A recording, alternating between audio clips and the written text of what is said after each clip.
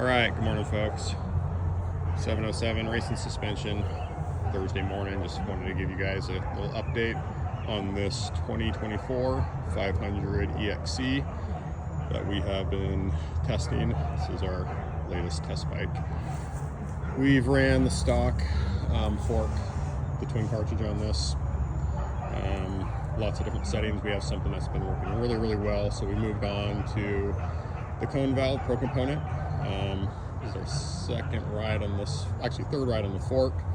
We've also got this track shock on it right now with a new setting we've been trying from WP. That's really good, that one of their local legends has been giving us some settings for, so that's pretty rad.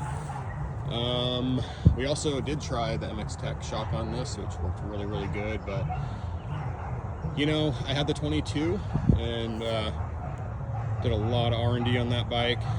We actually came at the end to making a chassis change that I really liked. So far on this bike, it's really good. Like, the suspension's great, but I find myself in the downhills tucking my tail a little bit more than I like.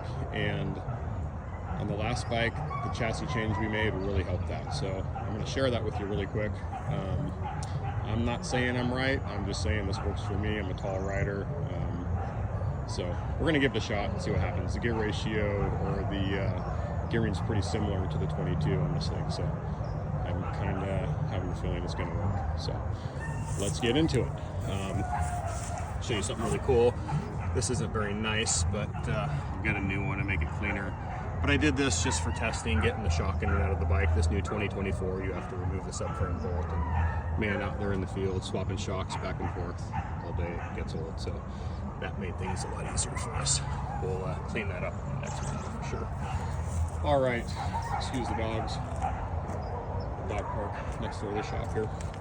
All right, so nothing crazy. We're getting ready to wash this bike before we work on it and maybe go out and do this testing tomorrow. So this bike comes with a 1448, and the last bike we had, we ended up putting a 47 on the back.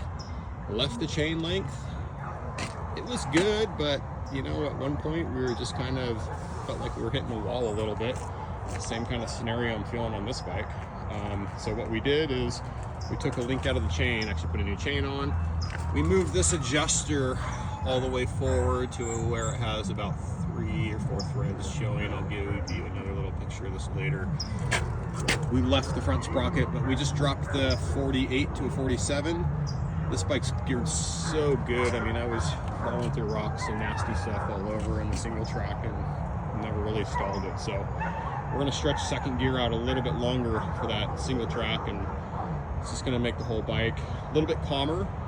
But what we're really looking to do here is move the axle further forward in the swing arm. And what that's going to do is actually take weight off the front end and put more weight on the back end, which I really believe, for me, helps on the downhill and makes the bike just kind of like whip to the single track better for me on the last model. So anyways, we're gonna do it. It might not work, it might suck, but hey, we're gonna give it a shot because we've ran a lot of different suspension on this bike so far.